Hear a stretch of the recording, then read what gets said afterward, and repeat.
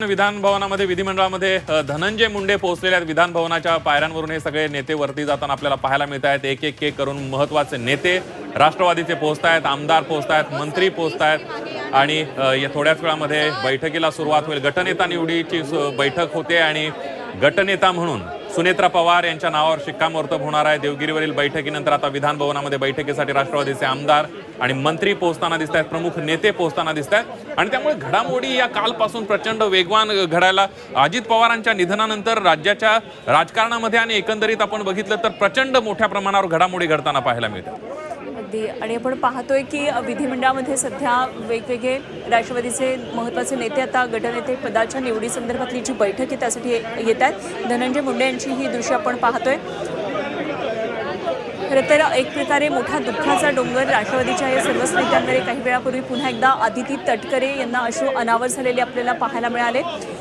तर सगळ्यांच्या बाहेर एक खरं तर आज एक वेगळ्या दुःखद प्रसंगानंतर होत असलेली ही बैठक आहे। त्यामुळे आज अजित पवारांविना होत असलेली ही एक महत्त्वाची बैठक आहे। त्यामुळे निश्चितच सगळ्यांना चुकचुकल्यासारखं होणार आहे। मात्र अजित पवारांच्या रूपात आज आम्ही सुनेत्रा वहिनींकडे पाहतो आहोत आणि त्यामुळे सुनेत्रा वहिनी याच अजितदादांच्या खऱ्या राजकीय वारसदार आहेत असं काही वेळापूर्वी आपण चाकणकरांचं वक्तव्य ऐकलेलं होतं।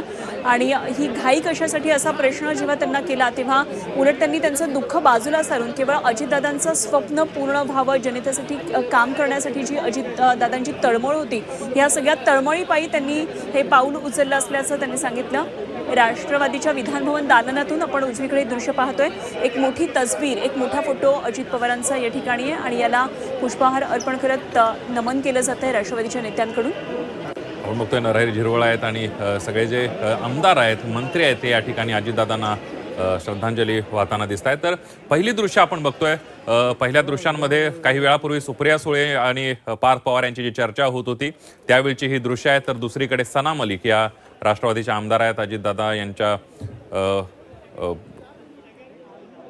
फोटोला पुष्पहार अर्पण करून आणि श्रद्धांजली वाहताना दिसत आहेत। एकंदरीत दुःखाचं वातावरण आहे। संपूर्ण महाराष्ट्राला अनुपमा या सगळ्याचा धक्का बसलेला आपल्याला पाहायला मिळतो। अजूनही सावरलेला नाही आहे महाराष्ट्र या सगळ्यामधून आणि त्यामुळे या सगळ्या ज्या घडामोडी राजकीय घडतायत आणि त्याबद्दल सुद्धा अनेक प्रश्न विरोधकांकडून उपस्थित केले जात आहेत। मात्र काल ज्या पद्धतीनं छगन भुजबळांनी प्रतिक्रिया दिली की शो मस्ट गो ऑन अशा प्रकारची छगन भुजबळांची एक प्रतिक्रिया होती आणि त्याच अनुषंगानं नेता निवड ही महत्त्वाची गोष्ट आहे, सरकार थांबून चालणार नाही अशा प्रकारची जी प्रतिक्रिया होती छगन भुजबळांनी दिलेली होती।